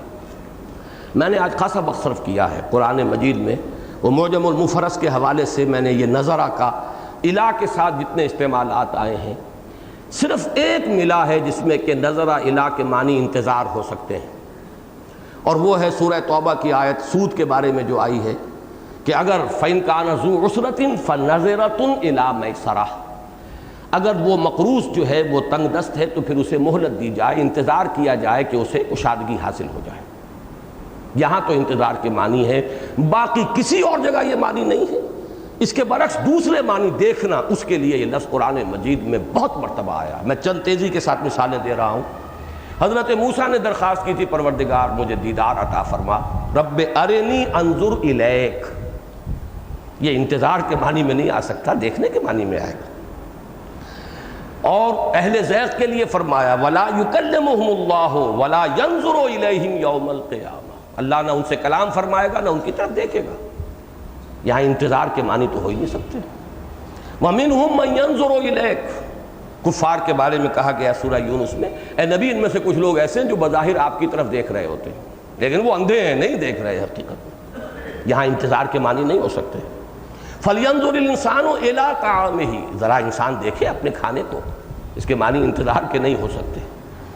أَفَلَمْ يَنْظُرُوا إِلَى السَّمَاءِ فَوْقَهُمْ كَيْفَ بَنَيْنَاهَا وَزَيَّنَّاهَا وَمَا لَهَا مِنْ فُرُوجٍ، سورہ قاف.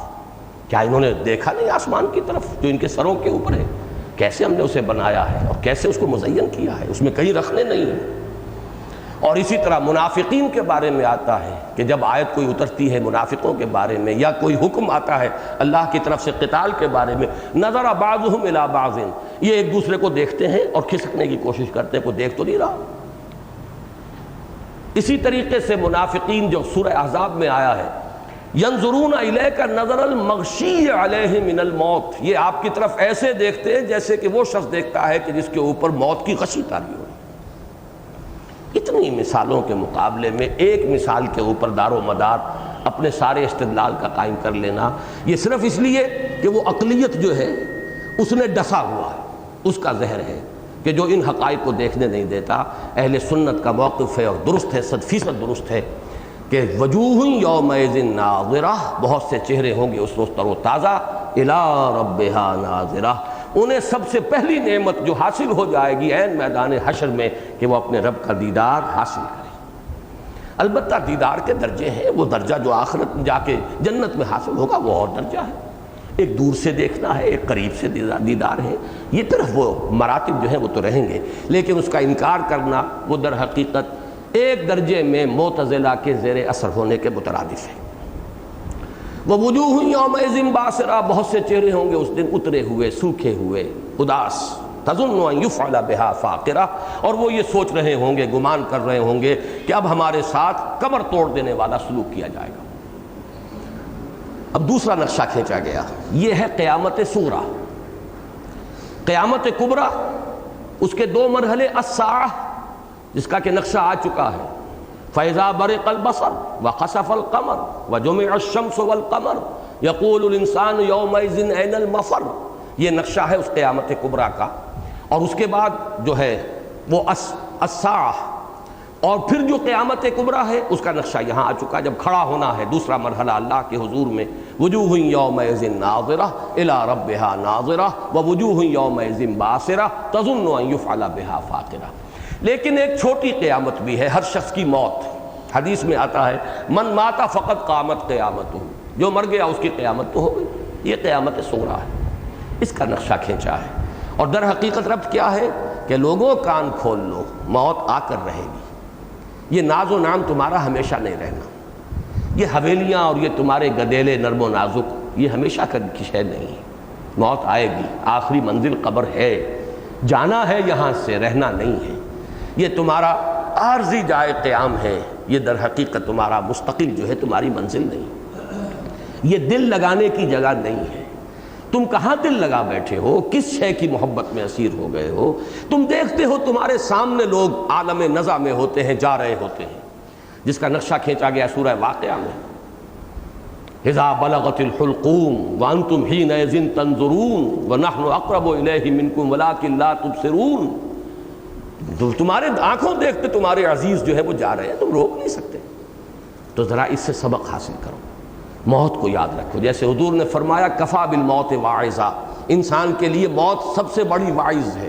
اگر انسان یاد رکھے، جیسا کہ وہ حدیث بھی جو میں نے اپنے کتابچے میں نقل کی ہے، مسلمانوں پر قرآن مجید کے حقوق، حضور نے فرمایا ان هذه القلوب لتصدع، ان دلوں کے اوپر زنگ آ جایا کرتا ہے، کما یصدع الحدید اذا اصابہ الماء، جیسے کہ لوہے پر زنگ آ جاتا ہے جب اس پر پانی پڑتا ہے۔ تو صحابہ نے سوال کیا کہ حضور صلی اللہ علیہ وسلم اس کے لیے جلا کیا ہے؟ فما جلاؤہا یا رسول اللہ، آپ نے فرمایا کثرت ذکر الموت و تلاوت القرآن یا تلاوت القرآن۔ تلاوت القرآن جو ہے کثرت کے ساتھ پھر جڑ جائے گا، موت کا ذکر کثرت سے اور کثرت سے تلاوت قرآن مجید کی۔ یہ ہے کہ جو سیکل ہے، پالش ہے دل کا، یہ اس کا نقشہ کھینچا۔ کلا، ہرگز نہیں، ہمیشہ نہیں رہنا یہاں، کس خیال میں ہو، یہ دائمی زندگی نہیں ہے۔ کلا میں ایک خیال کی تردید ہوتی ہے۔ اذا بلغت التراقی، بلغت التراقی، اس میں جو ضمیر فاعلی ہے مؤنث، وہ جان کے لیے، نفس کے لیے۔ جب یہ جان پہنچ جاتی ہے یا پہنچ جائے گی حلق تک، یہ ہنسلی کی ہڈیاں ہیں، یہ ترقوہ کہلاتی ہے، جس کی جمع تراقی ہے۔ یہ گھنگرو یہاں بولتا ہے موت کا، نزع کا عالم، جان گویا کہ پورے جسم میں سے کھنچتی چلی جاتی ہے اور پھر یہاں آتی ہے۔ جب وہ جان آ پھنستی ہے ہنسلی کے اندر، حتی اذا بلغت التراقی وقیل من راق، اور کہا جاتا ہے کون ہے جو کوئی جھاڑ پھونک کر سکے۔ یہ من کے کئی استعمالات یہاں ہو سکتے ہیں، ایک تو تلاش کے درجے میں بھی کہ بھائی اب معالجین نے تو جواب دے دیا، کوئی جھاڑ پھونک کرنے والا ہی ہو۔ بڑے سے بڑے ریشنلسٹ جو ہوتے ہیں وہ بھی اس مرحلے پر آ جاتے ہیں، کوئی ٹونا ٹوٹکا، کوئی چیز، کوئی تعویذ گنڈا، کوئی وہ جھاڑ پھونک کرنے والا وہ بچا لے۔ من راق ہے، کوئی بلاؤ، تلاش کرو۔ یا یہ حسرت کا ہے، من راق، اب کون ہے جھاڑ پھونک کرنے والا، گویا کہ نفی کی جا رہی ہے، کوئی جھاڑ پھونک کرنے والا بھی اب مفید نہیں ہے۔ وقیل من راق وظن انہ الفراق، اور ظن جو ہے صرف گمان کے معنی میں نہیں آتا عربی میں، یہ یقین کے درجے میں بھی آتا ہے، جیسے پہلے آ چکا ہے کہ ان کا حال کیا ہوگا، تظن ان یفعل بہا فاقرہ، یقین ہو جائے گا کہ اب تو قبر توڑ دینے والی مصیبت اور وہ سلوک گویا کہ آیا چاہتا ہے۔ وظن انہ الفراق، اور اسے یقین ہو جائے گا کہ اب تو فراق کا وقت آ گیا، جانا ہے۔ یہ محل بڑے چاؤ سے بنائے تھے اور بڑے اس کے اوپر جو ہے سنگ مرمر کی جو ہے وہ یوں سمجھیے کہ رقمیں تھوپی تھی اس کے اوپر، لیکن جانا پڑ رہا ہے، چھوڑنا پڑ رہا ہے۔ یہ ساز و سامان، یہ آرٹیکلز آف ڈیکوریشن کہاں کہاں سے لایا اور سجایا اپنے ڈرائنگ روم کو، سب چھوڑ کر جانا پڑ رہا ہے۔ ظن انہ الفراق والتفت الساق بالساق، التفاف لفظ کہتے ہیں لپٹ جانے کو، ملفوف، لفافہ، اور یہ باب افتعال آ گیا، اور لپٹ جائے گی پنڈلی پنڈلی سے۔ اس کے بھی دو مفہوم، ایک تو عالم نزع کے اندر جو کیفیت ہوتی ہے اس میں پنڈلی پنڈلی سے جو ہے لپٹتی ہے، ایک یہ کہ جب بے جان ہو جاتی ہیں پنڈلیاں تو ایسے جڑ جاتی ہیں، یعنی ضعف کی وجہ سے، بے جان ہونے کی وجہ سے برابر برابر آ کر پڑ گئی۔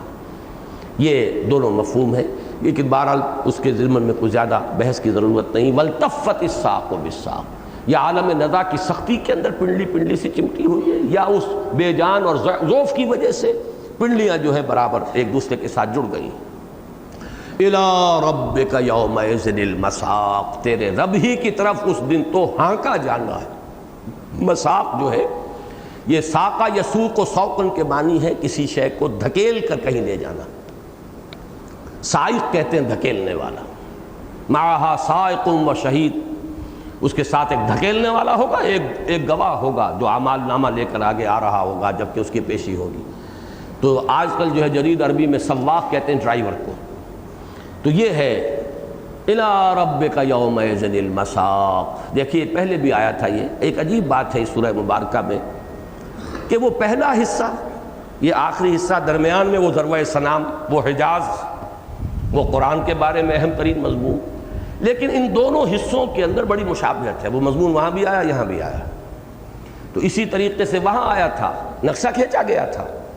این المفر، انسان کہے گا ہے کوئی بھاگنے کی جگہ، کلا لا وزر الی ربک یومئذ المستقر، نہیں کہیں کوئی جائے پناہ نہیں ہے، کہیں چھپنے کی کوئی جگہ نہیں، کوئی پناہ نہیں تلاش کر سکتے، تیرے رب ہی کی طرف اس روز تو استقرار جو ہے مستقر وہ وہیں ہوگا، وہیں جا کھڑے ہونا ہوگا چاروں ناچار۔ وہی مضمون یہاں ہے، الی ربک یومئذ المساق، اس روز تو دھکے دے دے کر یہاں سے بہرحال تمہیں تمہارے رب کی طرف لے جایا جائے گا۔ فلا صدق ولا صلی، اب پھر یہ تصویر لفظی ہے۔ میں نے عرض کیا تھا نا 5 تصویریں ہیں اس صورت میں، 3 کا تعلق ہے ایمان بالمعاد یا ایمان بالآخرہ کے ساتھ، قیامت صغریٰ موت کا نقشہ عالم نزا کا، وہ قیامت کا پہلا حصہ یعنی الساعہ، فَإِذَا بَرِقَ الْبَصَرُ وَخَسَفَ الْقَمَرُ وَجُمِعَ الشَّمْسُ وَالْقَمَرُ، ایک وہ قیامت یوم القیامہ جبکہ کھڑے ہوں گے اللہ کے حضور میں، وجوہ یومئذ ناظرۃ الی ربہا ناظرہ ووجوہ یومئذ باسرۃ تظن ان یفعل بہا فاقرہ۔ 2 نقشے آئے ہیں انسان کے تمرد اور تکبر کے۔ پہلا تمرد اور تکبر کا نقشہ ایانا یوم القیامہ، کب ہوگا یہ؟ استہزاء کے انداز میں، کیا تم نے رٹ لگا رکھی ہے یہ، اگر واقعی کوئی بات ہے کب ہوگا بتاؤ۔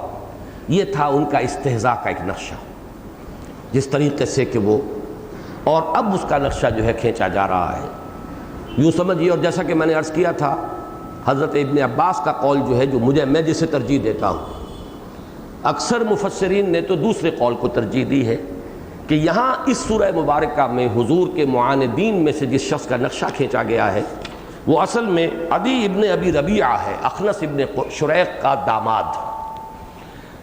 ان دونوں کے بارے میں حضور نے یہ دعا کی تھی اللہ سے، یہ پڑوسی تھے، کہ اللہ ان برے پڑوسیوں کے شر سے مجھے اپنی امان میں رکھ۔ ایک رائے تو یہ ہے، لیکن یہ کہ ابن عباس کا قول یہ کہ یہ ابو جہل کا معاملہ ہے، اور میں نے پچھلی مرتبہ عرض کر دیا تھا کہ میرا رجحان زیادہ اسی کی طرف ہے، اس لیے کہ ولید بن مغیرہ ایک اہم شخص تھا، اس کے بارے میں بھی سورہ نون میں بھی ہے، سورہ مدثر میں بھی ہے۔ حضور کے مخالفین میں دوسرا اہم ترین شخص ابو جہل ہے، جس کا ذکر سورہ علق میں بھی ہے اور وہ یہاں بھی ہے۔ تو میں سمجھتا ہوں کہ اس میں، اور پھر قول بھی ابن عباس کا رضی اللہ تعالیٰ عنہما، اس میں نقشہ کھینچا گیا ہے کہ حضور نے جب اس کو کچھ تبلیغ کی، کچھ سمجھایا، تو اس نے جھٹک کر بات اپنا ہاتھ کھینچا، حضور نے اس کا ہاتھ پکڑا تھا اور کچھ سمجھایا، جیسے کہ ترغیب اور تشویق میں، کسی کو سمجھانے کے انداز میں، دلجوئی کے انداز میں کہ سوچو، غور کرو، میں جو کہہ رہا ہوں وہ صحیح ہے، حق ہے۔ اس نے ہاتھ جو ہے کھینچا اور جھٹک کر حضور سے پھر اس نے یہ کہا جو اس کا نقشہ ہے، فلا صدق ولا صلی، نہ اس نے تصدیق کی نہ وہ اللہ کی طرف متوجہ ہوا۔ یہاں صلاۃ جو ہے لغوی معنی میں لیجئے، ویسے یہ کہ اس کا وہ مفہوم نہ نماز پڑھی، عام مفہوم یہی ہوگا، لیکن اس وقت وہ تصویر لفظی میں فلا صدق، اس نے تصدیق نہیں کی، ولا صلی، اس لیے کہ صلاۃ کے اصل معنی کسی شے کی طرف متوجہ ہونا، توجہ کرنا، اقدام الی الشیء، تو نہ تو اس نے تصدیق کی نہ وہ توجہ۔ اور جیسا کہ آپ کو معلوم ہے نماز کا جو استفتاح ہے وہ یہی ہے، انی وجہت وجہی للذی فطر السماوات والارض حنیفا وما انا من المشرکین۔ اور نماز کی اصل روح جو ہے توجہ الی اللہ ہے، توجہ الی اللہ نہیں ہے تو آپ رکوع و سجود سجدوں کے ڈھیر اور رکعتوں کی جو ہے وہ کتنی ہی مقدار کر دیں، اصل نماز کی روح تو نہیں ہوئی۔ اس معنی میں فلا صدق ولا صلی ولکن کذب وتولی، بلکہ تکذیب کی اور روح گردانی کی۔ اب دیکھیے روح گردانی صدقہ کے مقابلے میں کذب آیا ہے اور صلی کے مقابلے میں تولی آیا ہے، اس نے پیٹھ موڑ لی۔ فلا صدق ولا صلی ولکن کذب وتولی ثم ذهب الى اهله يتمطى، پھر چل پڑا اپنے گھر والوں کی طرف، اہل و عیال کی طرف اکڑتا ہوا۔ یہ ہے وہ، یہ مطت کا لفظ جو آتا ہے یہ آتا ہے گردن اونچا کر کے سینہ ابھار کر چلنا اکڑتے ہوئے، وہ تکبر اور تمرد کے لیے تصویر لفظی ہے، بڑے ہی تکبر کے ساتھ استہزائیہ انداز میں، بلکہ الفاظ بھی نقل کیے گئے کہ اس نے کہا محمد مجھے کس چیز سے ڈراتے ہو؟ خدا کی قسم اس وادی کے اندر مجھ سے زیادہ طاقت والا کوئی نہیں ہے، میرا کوئی کچھ نہیں بگاڑ سکتا، نہ اس دنیا میں نہ کسی آخرت واخرت میں۔ اور یہ کہتا ہوا وہاں سے ہاتھ اپنا کھینچ کر حضور کے ہاتھ سے، گویا کہ حضور کا ہاتھ جھٹک کر، اور وہ چل پڑا۔ اور چلتے ہوئے ظاہر بات ہے پھر اس کی جو اکڑ فونی کی شان ہوگی، وہ اکڑ فونی کے انداز کے اندر وہ چلا۔ فلا صدق ولا صلی ولکن کذب وتولی ثم ذهب الى اهله يتمطى اولی لک فاولی ثم اولی لک فاولی۔ اس اولا کے لفظ کے بارے میں واقعہ یہ ہے کہ تحقیق میں نہیں کر سکا، بعض حضرات نے اسے کہا ہے کہ یہ ویل سے بنا ہے، لیکن بنا کس قاعدے سے یہ بیان نہیں کیا۔ اکثر ترجمہ یہی ہے، تف ہے تجھ پر، افسوس ہے تجھ پر، تف ہے تجھ پر اور پھر تف ہے تجھ پر، اور افسوس ہے تجھ پر اور پھر افسوس ہے تجھ پر۔ ویل سے کسی کوئی شکل اس کی بدلی ہے، کیا بدلی ہے اب یہ اہل نحو جو ہے یا اہل صرف بتائیں۔ ایک یہ رائے ہے کہ نہیں یہ ولی سے ہی اولا ہے، اولا لک فاولا، یہ طرز عمل تیرے لیے ہی مناسب ہے، یہی طرز عمل مناسب ہے، تیری باطنی شخصیت کے طرز عمل یہی مناسب ہے جو تو نے اختیار کیا۔ لیکن یہ بہت کم لوگوں کا قول ہے، زیادہ یہی ہے تف ہے تجھ پر، افسوس ہے تجھ پر، اولا لک فاولا ثم اولا لک فاولا ایحسب الانسان ان یترک سدی۔ اب یہ دیکھیے جہاں سے بات چلی تھی اب وہاں پہنچ رہی ہے، اسے کہتے ہیں العود الی البد۔ خطبے میں بالآخر میں لوٹ جاتا ہے مضمون وہیں جہاں سے شروع ہوا تھا، یہ خطبے کے خاص خصائص میں سے ہے۔ خطیب جب خطبہ دیتا ہے کچھ ادھر کی کچھ ادھر کی، دائیں کی بائیں کی باتیں کرتا ہوا، پھر وہ جو مرکزی نقطہ ہے جہاں سے بات شروع ہوئی تھی پھر وہاں لا کر اپنے سامعین کو ایک نتیجے تک پہنچاتا ہے۔ جو خطبہ کسی نتیجے تک سامعین کو نہ پہنچائے وہ ناکام خطبہ ہے، چاہے آپ نے 2 گھنٹے 3 گھنٹے لگا دیے اور ہنسا بھی دیا رلا بھی دیا، حاصل کیا ہوا؟ کچھ بھی نہیں، وہ تو ایک ڈرامہ ہے جو کر دیا آپ نے، کھیل ہے، ایک ویرائٹی شو ہے۔ لیکن یہ کہ آپ تھوڑا بہت ادھر ادھر ڈائگریشن تو ہوتی ہے خطبے کے اندر، لیکن یہ کہ اس مرکزی مضمون سے جڑے ہوئے پیش قدمی کرتے ہوئے بالآخر پھر اس مضمون پر جا کر اسے کنکلوڈ کر دیں اور سامعین کو اپنے ساتھ قائل ہونے پر مجبور کر دیں، تب ہے وہ خطبہ ایک واقعتاً ایک خطیب کی جو ہے اس کے اندر صلاحیت کا اظہار ہوتا ہے۔ اب یہاں فرمایا ایحسب الانسان ان یترک سدی، کیا انسان یہ سمجھتا ہے کہ وہ چھوڑ دیا جائے گا ایسے ہی بیکار بے مقصد؟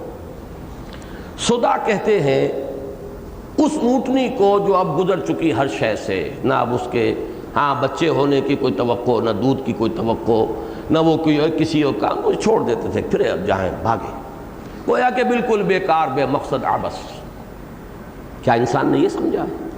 اب اس ایک لفظ کے اندر پھر وہی وہ جو لا اقسم بالنفس اللوامہ میں دلیل آئی تھی وہ ساری دلیل اب یہاں دوبارہ آ رہی ہے کہ تم نے سمجھا کیا ہے اپنے بارے میں؟ تم اتنی حقیر شے ہو، تمہیں تو ہم نے اپنے دونوں ہاتھوں سے بنایا، خلقتہ بیدی وَلَقَدْ كَرَّمْنَا بَنِي آدَمَ وَحَمَلْنَاهُمْ فِي الْبَرِّ وَالْبَحْرِ وَرَزَقْنَاهُمْ مِنَ الطَّيِّبَاتِ وَفَضَّلْنَاهُمْ عَلَى كَثِيرٍ مِّمَّنْ خَلَقْنَا تَفْضِيلًا لَقَدْ خَلَقْنَا الْإِنسَانَ فِي أَحْسَنِ تَقْوِيمٍ۔ تم نے کیا سمجھا تھا؟ اب یہ دیکھیے وہی مضامین ہیں جو دوسرے مقامات پر آئے ہیں، کیا تمہارا یہ خیال تھا؟ أَفَحَسِبْتُمْ أَنَّمَا خَلَقْنَاكُمْ عَبَثًا وَأَنَّكُمْ إِلَيْنَا لَا تُرْجَعُونَ، کیا تم نے یہ سمجھا ہے کہ ہم نے تمہیں عبث پیدا کیا اور ہماری طرف لوٹائے نہ جاؤ گے؟ ربنا ما خلقت هذا باطلا سبحانك فقنا عذاب النار، یہ وہ مضمون ہے جو ایک لفظ میں آ گیا، ایحسب الانسان ان یترک سدی، ایسی حقیر شے ہے، بیکار شے ہے۔ ہماری خلاقی جو ہے اس کا مظہر یہ انسان کلائمیکس کریشن کا یہ اتنی حقیر شے ہے کہ کوئی یہ ہماری طرف لوٹے نا، اس کو ہم جواب سے نہ لیں. رسپانسبلٹی، اس کو جو مقام دیا تھا، جو امانت اسے عطا کی تھی، اِنَّا عَرَضْنَا الْأَمَانَةَ عَلَى السَّمَاوَاتِ وَالْأَرْضِ وَالْجِبَالِ فَأَبَيْنَ أَن يَحْمِلْنَهَا وَأَشْفَقْنَ مِنْهَا وَحَمَلَهَا الْإِنسَانُ. وہ کوئی اتنا حقیر شے ہے کہ بس کھایا پیا مر گئے ختم، مٹی ہوئے مٹی میں مل گئے. نہیں، یہ قیمتی موتی چاہے خاک میں مل جائے ہم اس کو تلاش کر کے لائیں گے، آئے گا. اَيَحْسَبُ الْإِنسَانُ أَن يُتْرَكَ سُدًى. یہاں گویا کہ وہ پورا استدلال آ گیا عقلی. یہ نہ سمجھو کہ تم ایسی حقیر اور بیکار اور بے مقصد شے ہو، تم اس اونٹنی کے مانند نہیں ہو جس کی مالک کو پرواہ نہیں ہوتی کہاں گئی کدھر گئی، کہاں مری کہاں کھپی. بلکہ مالک جو ہے جس طرح اپنی وہ اونٹنی گابھن اونٹنی ہو، بیانے والی ہو، اب اس سے جو توقع ہوتی ہے جیسے اس کو سنبھال کر رکھا جاتا ہے، ایسے یحسب الانسان ان یترک سدی. اب اختتام پر جو پہلے حصے میں مضمون آیا تھا، بلا قادرین علی ان نسوی بنانا، کیوں نہیں، ہم قادر ہیں پوری قدرت کے ساتھ، نجمعها، ہم اس کی ہڈیوں کو جمع کر دیں گے، لنجمعنها قادرین علی ان نسوی بنانا. اس کے لیے ایک دلیل دی ہے انسان کے مشاہدے سے. تم اپنی خلقت کے وہ روحانی مراحل تو نہیں جانتے، چلو تمہارے دائرے سے باہر ہے. تم اپنی خلقت کا یہ مرحلہ تو جانتے ہو کہ تم ایک گندے پانی کی چھوٹی سی بوند تھے. الم یکن نطفۃ من منی یمنی. اب یہاں سوال ہے بظاہر لیکن اصل میں اس بات ہے، استفہام تقریری ہے. انسان غور کرے، اس کی اپنی حقیقت. سقراط، بقراط، سکندر اور اٹیلا کہاں سے آ گئے؟ افلاطون اور یہ کہ بڑے بڑے صلحاء کیا، یہ تخلیق کہاں سے ہوئی؟ الم یکن نطفۃ من منی یمنی ثم کان علقۃ فخلق فسوی. پھر وہ ایک علقہ تھا، میں اس کی تشریح اس وقت نہیں کر رہا، اب اگلے درس میں کروں گا. یہ آیات اور سورہ دہر کی ابتدائی آیات یہ جڑواں ہیں، انٹرلاکڈ ہیں، لہذا اس کے حوالے سے آج مجھے اب درس ختم کر رہا ہوں، کنکلوڈ کر رہا ہوں، یہ ٹیپ ختم ہو رہی ہے تیزی کے ساتھ. تو فرمایا کیا یہ پھر اس کے بعد علقہ بنا؟ ہم نے اسے بنایا، اس نے بنایا اس کو، پھر تسویہ کیا، نوک پلک سنواری. فجعل منہ الزوجین، اسی سے دو جوڑے بنا دیے، الذکر والانثی، مذکر بھی مؤنث بھی، کوئی بیٹا ہے کوئی بیٹی ہے، کوئی عورت ہے کوئی مرد ہے، کوئی نر ہے کوئی مادہ ہے. زمین و آسمان کا فرق ان کی نفسیاتی ساخت میں، جسمانی نظام میں. یہ سب کچھ جس ہستی نے یہ سب کچھ کیا ہے، الیس ذالک بقادر علی ان یحیی الموتى، کیا وہ ہستی اس پر قادر نہیں ہوگی کہ وہ مردہ کو زندہ کر دے؟ کون شخص ہوگا، کون کودن ہوگا، کون متعصب ہوگا، کون ہر درم ہوگا جو اس کے بعد پکار نہ اٹھے بلا وربنا سبحانک بلا، اے اللہ تو پاک ہے، تو یقیناً اس پر قادر ہے. یہ دلیل ہے قادرین علی ان نسوی بنانا. تمہارے اپنے مشاہدے سے جن چیزوں کو تم مانتے ہو اس کے حوالے سے تو کیسے انکار کرتے ہو؟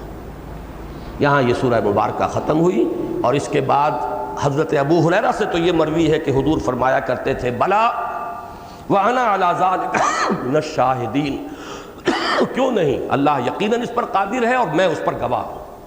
اور اس کا مختصر یہ ہے سبحانک بلا، اے اللہ تو پاک ہے، یہ بات بالکل ہونے والی ہے، تو اس پر قادر ہے کہ مردہ کو زندہ کر دے. بارک اللہ لی ولکم فی القرآن العظیم ونفعنی وإیاکم بالآیات والذکر الحکیم. کیوں بھائی ٹھیک رہا؟